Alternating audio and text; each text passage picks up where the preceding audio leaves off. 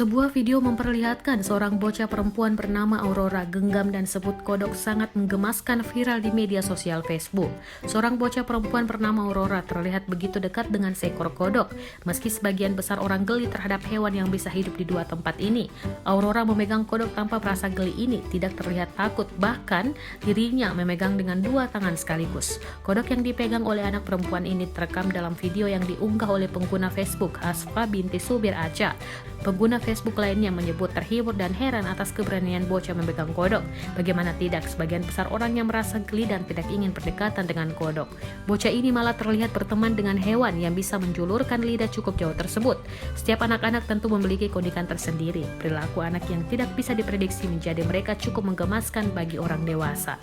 Sebagian besar orang dewasa untuk memegang kodok adalah perkara yang tidak diinginkan karena banyak menyebut geli dan sebagian